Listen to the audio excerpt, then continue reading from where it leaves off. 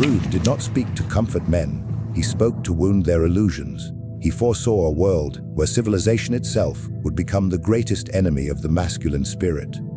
In his writings, cloaked in the language of science and psychology, there was a prophecy that the structures men built for order and stability would one day suffocate the very instincts that made them powerful. He warned that the comforts of modernity were not a blessing but a trap, a velvet prison where men would slowly trade away their vitality for safety, respectability, and the approval of others. What Freud revealed was simple, but men refused to hear it. Civilization, he argued, is erected upon the repression of instinct. To build communities, men had to tame themselves, silence their hungers, deny their desires, bury their violent courage under law and custom. This bargain at first gave them dominance over chaos, but the danger was hidden. The longer men denied their raw nature, the more fragile they became, the more dependent they grew on the very system that chained them. Freud whispered a warning: the instincts that make men dangerous, ambitious, and capable of conquest cannot be killed without consequence. If buried too deep, they turn inward, corroding the mind, producing guilt, weakness, and a slow surrender of will. Men, eager to see themselves as civilized and enlightened, ignored him. They wanted to believe that progress was their ally, that the suppression of desire made them superior beings. But Freud saw through the illusion. He understood that when instinct is repressed, it does not vanish, it festers. The aggressive drive that once built empires transforms into self-hatred. The sexual energy that once conquered women with fire and command becomes a pitiful craving for validation. The hunger for dominance that once forged kings and generals is dulled into a polite obedience to rules written by others. Civilization did not liberate men. It tamed them, clipped their claws, and placed a leash around their necks. The warning was buried not because it was false, but because it was unbearable to accept. Men do not wish to be told that their power is rotting within them, that the very system they rely on to protect them is the machine that emasculates them. To face Freud's truth would mean admitting that strength is not found in compliance but in resistance, that a man must carry within him a secret rebellion against the very order he sustains. Freud did not call for the destruction of civilization, but he exposed its cost. Every stone laid in its foundation is cemented with the blood of instincts sacrificed. And when men forget this, they become servants of the world they built, no longer masters of it. This is why Freud's words linger like a shadow. They are not celebrated, they are buried under the weight of polite academia, stripped of their teeth. But the warning remains: if men continue to deny their primal drives, they will become ghosts, polite, domesticated, powerless shadows of their ancestors. The world may praise their civility, but secretly it despises their weakness. Women will not admire them, leaders will not fear them, and enemies will not respect them. Freud's message was not a call to abandon order, but a demand to remember that instinct is not an enemy to be destroyed, but a weapon to be mastered. Men who ignore this warning will find themselves not free, but enslaved, captives of the very civilization they once built with their own strength. Freud knew that desire is not a harmless flame. It is the furnace of all ambition, the restless force that pushes men to create, to conquer, to seduce, and to dominate. Desire was never meant to be extinguished. It was meant to be sharpened into a weapon, controlled but never destroyed. Yet the tragedy of modern man is his deliberate suffocation of this power, his insistence on smothering the fire within himself in the name of morality, civility, or social approval. Freud saw it clearly: the weakening of desire is not liberation, but enslavement. When a man loses the force of his own hunger, he ceases to command his world and begins to orbit around the will of others. To understand the hidden vice of weakened desire, one must see how it is twisted against men. Civilization pretends to teach restraint, but what it truly enforces is submission. Instead of mastering his cravings, the modern man is taught to fear them. He is told his instincts are shameful, that his attraction is vulgar, his ambition oppressive, his aggression toxic. He hides his hunger in the shadows of his soul, where it festers into guilt and anxiety. This repression does not purify him, it poisons him. His passion is drained, his will softened, and he becomes a creature who no longer acts from strength but from apology. Freud warned that repression breeds weakness. A man who denies his instincts does not become noble, he becomes divided. His public mask may smile, obey, and flatter, but beneath it he trembles with unspent desire, ashamed of his own nature. He begins to seek substitutes, distractions, and escapes. The energy that could have been used to build and conquer is now wasted in secret compulsions, addictions, and obsessions. The more he hides his hunger, the more it controls him. The world exploits this weakness mercilessly. Governments, religions, and markets have always understood that a man stripped of his desire is a perfect servant. He consumes instead of creates, obeys instead of commands, and follows instead of leads. The weakening of desire is not accidental, it is cultivated. The ruling classes know that men who burn with passion cannot be easily controlled. But men who fear their own instincts are already defeated. They will chain themselves, believing it virtuous. They will shame one another for daring to live boldly. They will police themselves with guilt more effectively than any tyrant could with swords. The system does not need to fight them. It only needs to convince them that their strength is dangerous. Thus, men are taught to bury their masculinity beneath layers of self-doubt, and in doing so, they hand over the keys of power willingly. Yet Freud's insight carried a darker implication. Weakening desire does not erase it, it only makes it manipulable. A man ashamed of his own hunger will seek outlets that do not threaten the order around him. He will channel his fire into fantasies, into consumer pleasures, into shallow pursuits that drain him further. His instincts become vices, not weapons. His sexuality is reduced to craving without conquest, his ambition to envy without action, his aggression to bitterness without courage. And those who understand this hidden mechanism, those who stand above him, exploit it. They feed him temptations he cannot resist, distractions he cannot ignore, and promises of fulfillment that never arrive. The weakened man becomes a slave not by chains, but by his own desires twisted against him. Freud's warning was ruthless desire must not be killed, nor should it be left wild. It must be mastered, harnessed, and wielded. The strong man bends his instincts to his will. The weak man allows his instincts to be bent by others. Civilization tempts men into believing that desire is dangerous, but in truth, only uncontrolled desire enslaves. The one who dares to look his hunger in the eye, to claim it without apology, possesses a strength that no system can fully tame. He becomes unpredictable, a man who cannot be bribed by empty promises or distracted by hollow pleasures. The weakening of desire is the weakening of man himself. Once he accepts this, he can begin the work of reversing it, of reclaiming what was stolen from him under the guise of progress and morality. For in the end, it is not the denial of instinct that makes a man strong, but his ruthless mastery over it. There was once a time when men were tempered by struggle, when hunger carved discipline into their bones, when survival demanded courage, and when conquest was the only measure of worth. Hardship was the anvil upon which strength was forged, and those who endured emerged sharp, relentless, and dangerous. But as Freud observed, civilization dulled this process. Comfort became abundant, labor lessened, dangers reduced. With each generation, the trials that once defined masculinity grew weaker, until finally, a generation arose that no longer knew the weight of struggle. This is the soft generation, a class of men who inherit the fruits of strength but possess none of its roots. They eat the bread won by the blood of their ancestors, yet cannot bear the taste of hardship themselves. The softness Freud foresaw is not merely physical but spiritual. These men do not fight, they negotiate.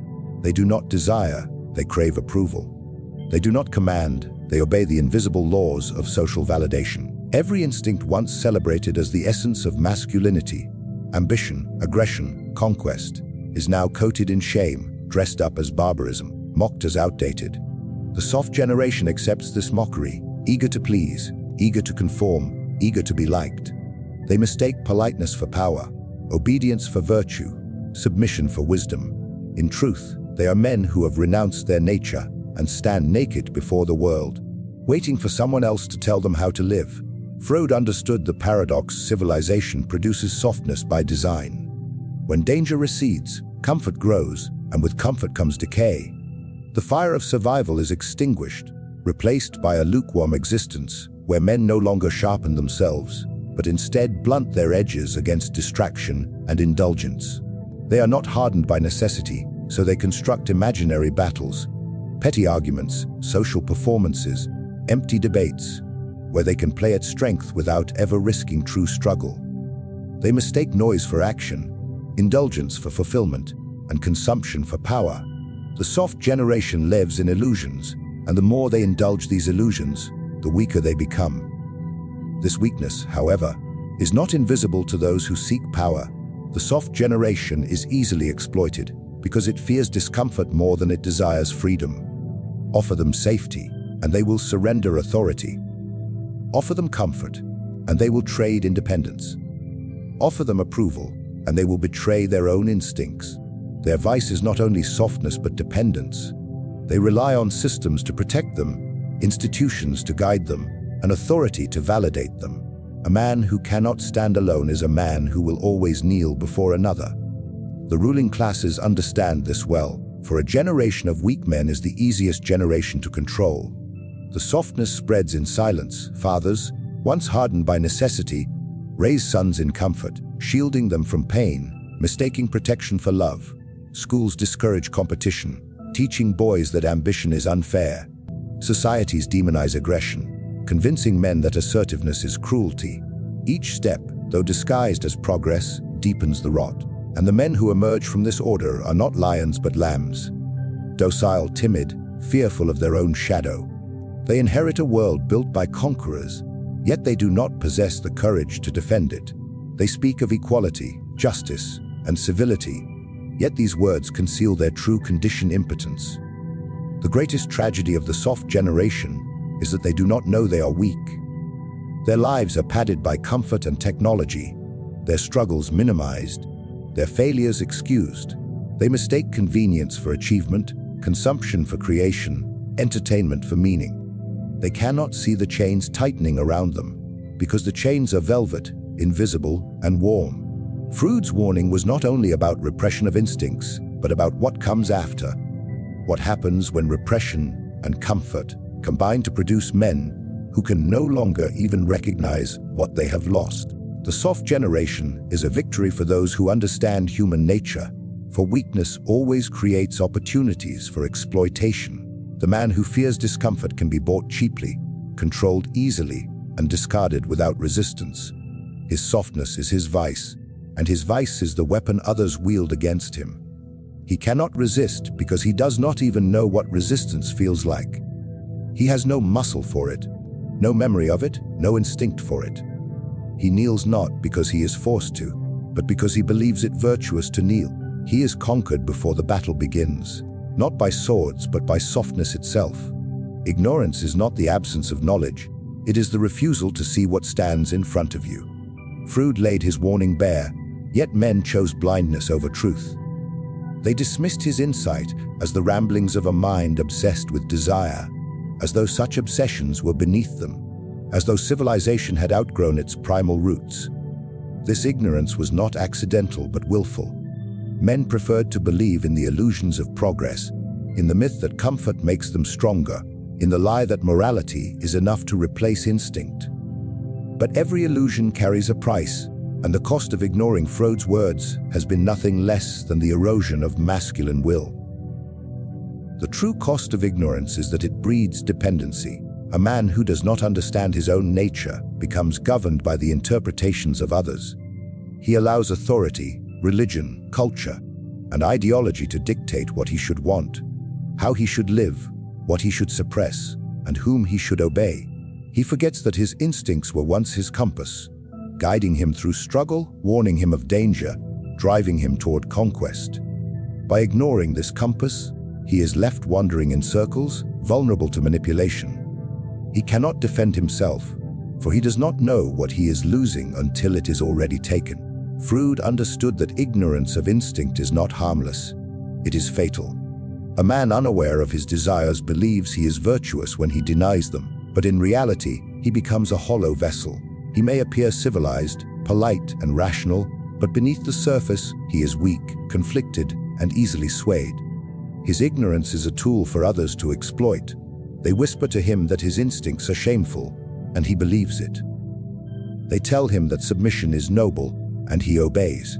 They teach him to feel guilt for his ambition, and he punishes himself more effectively than any tyrant could. This ignorance turns strength into fragility, masculinity into confusion, and freedom into dependence. The cost is not borne by the individual alone, but by entire generations. Men ignorant of their instincts do not raise strong sons. They raise sons who inherit their blindness, their guilt, their submission. Each generation becomes softer, more compliant, more ignorant of what was lost. This ignorance compounds until whole societies are filled with men who have never felt true desire, true struggle, or true mastery over themselves. They live in comfort, but they are restless. They are surrounded by pleasures, yet they feel empty. They cannot articulate why, because they do not understand what has been stolen from them. The absence of instinct feels to them like progress, when in truth it is decay. Ignorance also carries another cost: resentment. When a man is taught to suppress his hunger, he does not lose it. He simply learns to despise himself for it. He envies those who still possess strength. He resents women for exposing his weakness. He detests leaders for commanding him. This resentment festers, turning him into a creature of bitterness. He does not act with courage. He complains with venom. He does not conquer. He criticizes. He does not build. He destroys in envy. His ignorance breeds self-contempt, and his self-contempt corrodes everything around him. In this way, societies of ignorant men collapse not from external enemies, but from internal rot. And still, this ignorance is exploited. The rulers of men understand that ignorance is the most fertile ground for control. A man who does not know his nature can be told what his nature is. He can be given false desires, false goals, false virtues. He can be made to believe that his highest calling is obedience, that his noblest act is silence, that his only worth lies in conformity. He cannot resist because he has no foundation within himself to resist from. His instincts are buried so deep that, when authority commands him to kneel, he kneels with pride, believing it righteousness. His ignorance has made him his own executioner. Freud's warning was that repression leads to weakness, but the deeper warning was that ignorance ensures that weakness is permanent. A man who is aware of his instincts can choose to master them. A man who is ignorant of them cannot even begin. He is blind, stumbling through a world he does not understand, a puppet whose strings are pulled by those who see clearly. This is the ultimate cost of ignorance, not only the loss of strength, but the loss of the possibility of ever regaining it. Freud's writings, when stripped of their scientific cloak, contain not merely observations but commands concealed for those perceptive enough to see. He spoke of repression, instinct, desire, and civilization's cost. Yet beneath these words lay a message to men. Do not destroy your instincts. Do not chain them until they wither. The command was hidden because few were strong enough to hear it. To most, it appeared as a warning against the dangers of human passion. But to the cunning, it was a directive. Master desire, do not submit to it, and never allow it to be mastered by others. This was not advice for the weak-hearted, for the soft, for the compliant. It was a law for those who understood power. Civilization demanded that men repress themselves, but Freud revealed the deeper truth, that what is repressed does not disappear, it waits. A man's aggression, ambition, and hunger lie buried within him, corroding him if he fears them, but empowering him if he learns to wield them. The hidden command was to take what society called dangerous and convert it into strength. If you were told that lust was vice, the command was to transform it into charisma, into seductive power. If you were told that anger was sin, the command was to forge it into discipline, into the cold edge of strategy. If you were told that ambition was greed, the command was to turn it into domination, into conquest. The weak man represses, the ignorant man denies, but the strong man bends his instincts into weapons. The hidden vice of men is not that they possess instincts, but that they let those instincts rule them blindly, or worse, that they let others convince them to bury them. Both paths lead to ruin. The man who indulges without discipline becomes a slave to excess, addicted, reckless, and eventually destroyed by his own appetite. The man who represses without mastery becomes hollow, guilt-ridden, and impotent, forever fearing his own reflection. Freud's command pointed to a third-way mastery. Do not indulge like the fool. Do not repress like the coward.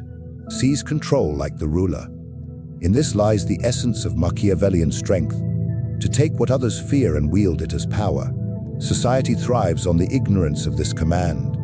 It teaches men that they must either suffocate their instincts or indulge them recklessly. Both make them easy to manipulate. A man who represses his desire becomes timid, compliant, eager to please. A man who indulges his desire becomes predictable, desperate, and easily baited. But the man who learns mastery cannot be controlled. He knows his hunger but is not consumed by it. He knows his rage but directs it with precision. He knows his ambition but cloaks it in patience until the moment is right. Such a man is dangerous, not because he is chaotic, but because he is disciplined. The hidden command also carries a ruthless lesson. Strength lies not in purity, but in control of corruption. Civilization paints instinct as corruption, as sin, as vice. But the cunning man knows that corruption is raw material. A ruler does not discard the iron because it is raw ore, he smelts it into steel. Likewise, instincts are the raw ore of power, ugly in their natural state, but invaluable when refined. Those who ignore this command throw away the very resources that could elevate them above others. They become slaves while believing themselves virtuous. Meanwhile, those who heed the hidden command rise above, using the vices of men as tools of manipulation, while harnessing their own instincts as engines of strength. Freud's brilliance was that he never stated this outright. He left it in shadows, buried within his theories, because truth is always most potent when it must be uncovered. The hidden command was not for the masses but for the few, the ones willing to embrace discomfort, to confront their own darkness, and to turn it into power. Most men ignore it, and in their ignorance, they become servants. But those who discover it understand that instincts are neither enemies nor masters. They are soldiers waiting for a commander. The man who claims that role becomes sovereign over himself, and therefore capable of sovereignty over others.